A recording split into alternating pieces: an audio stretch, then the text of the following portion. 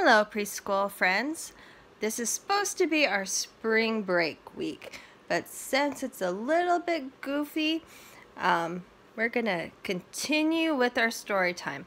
We are going to talk about places we can go if we could go somewhere on spring break. But today we are going to follow Thomas.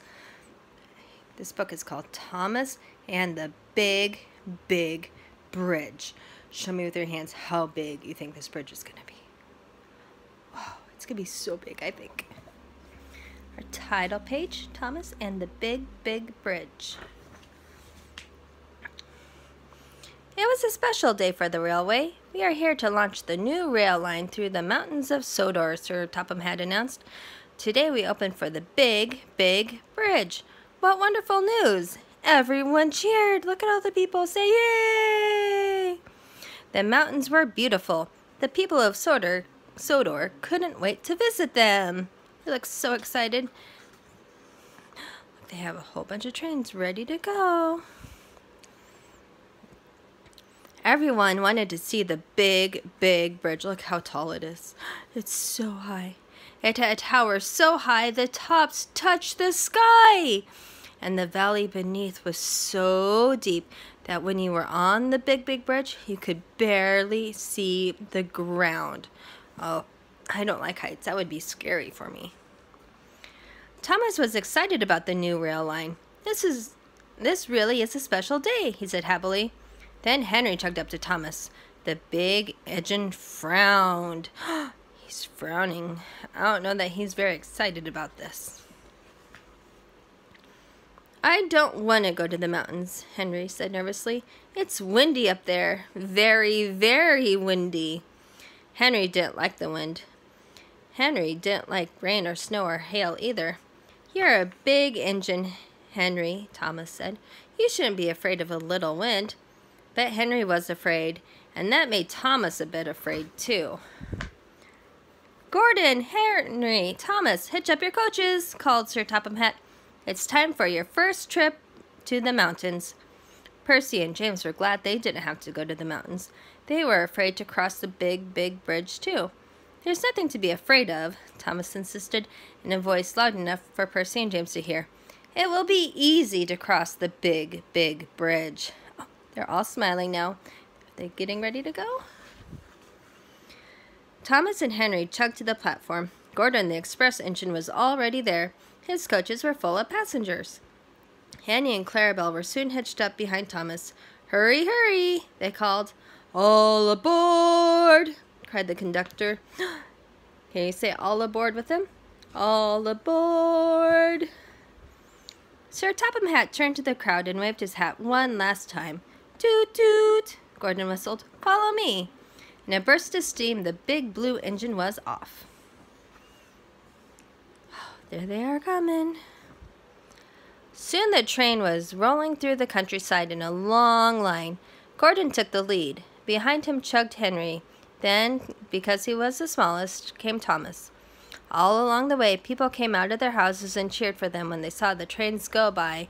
Say, go trains! Go trains! Yay! At the foot of the mountain, Henry slowed to a crawl. These mountains are much too high, he moaned. I can't go. I'm afraid of heights. Don't be silly, said Thomas bravely. I'll be right here behind you. But Henry didn't budge. He was very nervous, and that made Thomas nervous too. What things make you nervous?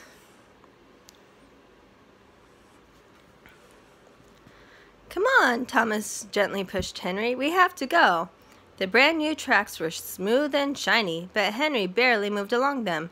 Truth was, Henry didn't want to reach the top of the mountain, because then he'd have to cross the big, big bridge.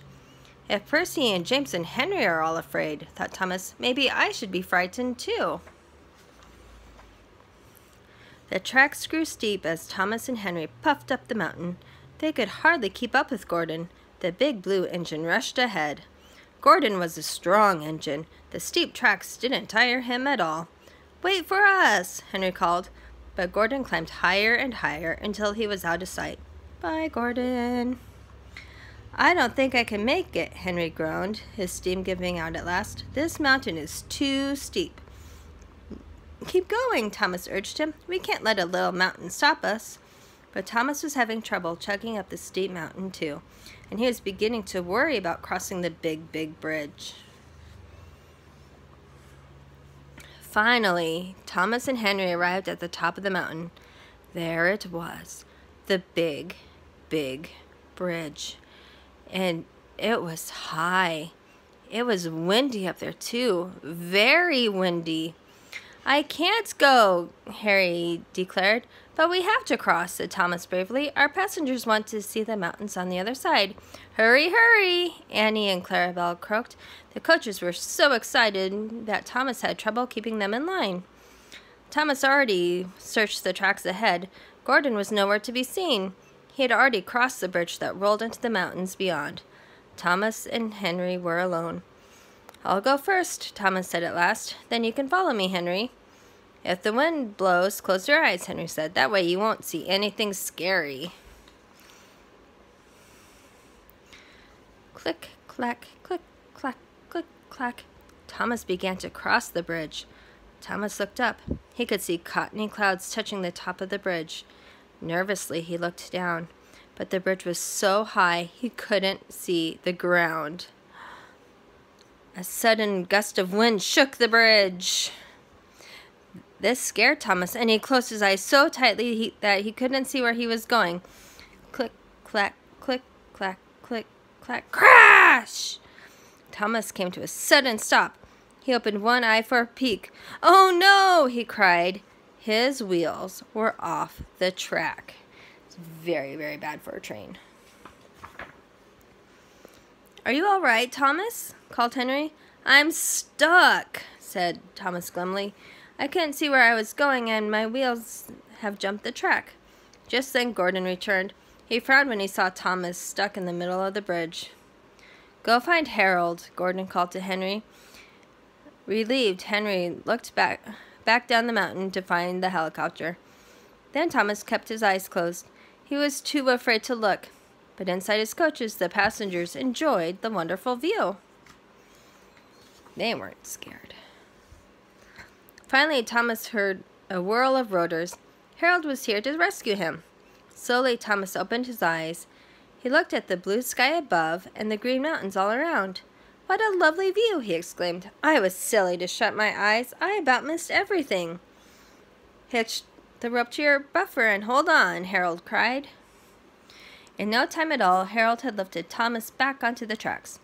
Thomas backed up to where Henry waited. Come on, Henry, said Thomas. The view is spectacular. I should have never been afraid.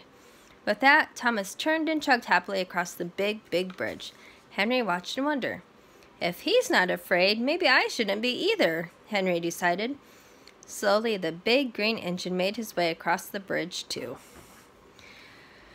Soon, Thomas and Henry arrived at the station house. The mountains were really lovely. Everyone was happy to see them, but Thomas was the happiest of all. He was proud that he had crossed the big, big bridge. Thank you.